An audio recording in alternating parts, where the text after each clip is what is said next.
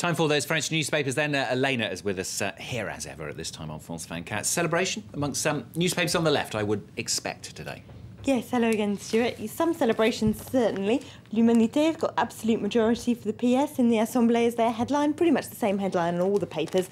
Their editorial says on the inside that the right was rightly thrashed. They've got a few explanations for this, saying that it had a lot to do with the rejection of Nicolas Sarkozy as a person, even though he wasn't standing this time round. He's so much tainted the party with his bling-bling personal style that that's really made voters reject the UMP entirely. Then, there's, of course, there's economic policy. People are rejecting austerity in favour of growth, they say. And then, perhaps more than anything, there's the amount that the UMP turned towards the Front National, that hard right turn on the part, especially of a lot of Sarkozy's former ministers, a number of whom have lost their seats. In fact, those who turned most to the right lost their bids to get elected yesterday. Whether that was coincidental or whether voters really are angry about just how close some of them got to the Front National is another question. But L'Humanité certainly thinks that's why they've been rejected.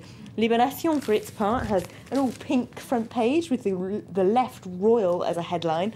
Now, they, in that editorial, are celebratory, but also focusing a great deal more on the challenges now the government has. They've got an unprecedented amount of power now, the French left, more than they ever have had in decades, with every part of the government in the hands of the socialists. Now, what are they going to do with it? It's a big challenge. They say, you know, with unemployment as high as it is, with the European economy and the state that it is, they need some serious reforms need to take place. They can't just sit on their laurels for very long at all. And La Croix, the Catholic paper, has got, again, the same headline, absolute majority for the socialists. Their editorial, though, focuses on the need to bring together a very polarised and divided France. They say this whole electoral cycle from the presidential election on has had a very divisive and polarising effect on French society. Of course, we've also seen record low turnout yesterday, and that's what François Hollande and his government need to bear in mind, the amount of French who did not come out and vote for them, and they've got to win those people round. What about the right and the more right-wing papers? How are they reacting?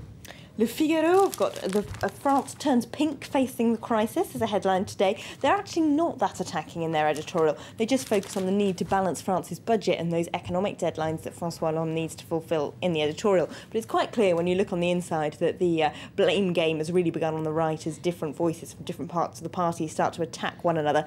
Of course, as Le Parisien explains today, at the very least, the UMP will react to this by having a pretty ugly and backbiting leadership race. At the worst, the party could literally fall apart, and we could see those members of the UMP who are more on the right to actually leave and join the Front National. Those who are most disgusted by the swing towards the right might then leave and form a different centrist formation, the party says, because there's so much fragility, so much disagreement within the UMP about whether they lost because they went too far right or because they didn't go far right enough. This is going to fulfil itself in a leadership election happening in November, where the former Prime Minister François Fillon, who really is one of the key voices saying that they went too far right under Sarkozy, is going to take on the current party leader Jean-François Copé, who is much more associated with that right-wing turn.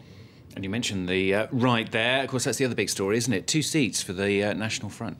Yes, not as much as Marine Le Pen would have liked to see, but it's still certainly something that she can phrase as a victory, Libération says today. They say that she was hoping for as many as 5, and of course she narrowly lost her own contest in Hénin-Beaumont by just 114 votes. But nevertheless, she has achieved an ideological and strategic victory. She's put the UN from being a taboo party, she's brought them into the political mainstream, she's forced the UMP far to the right, she's made an impact on politics that she's now going to be able to capitalise on because she's got those 2 MPs in the Parliament. Of course, this is more difficult than ever for the UMP. The Libération also joins the thesis that it was by going too far right that they got themselves in this difficult situation.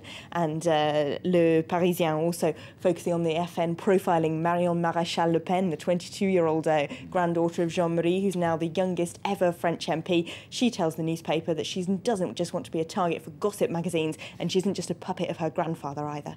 And Marine Le Pen, not the only famous face to lose her seat. No, Ségolène Royal also getting a lot of press coverage today. Le Figaro, a right-wing paper that doesn't really sympathise with her, even says that you've got to feel for her. She, for a long time, was one of the figureheads of the French left. She's very popular. She has fallen an awful long way, and in a pleasant kind of a way. Also, of course, last week's newspapers here dominated by that tweet by Valérie Trierweiler, which certainly didn't help. Elena, thank you very much. Elena Casas with the French newspapers here on France 24.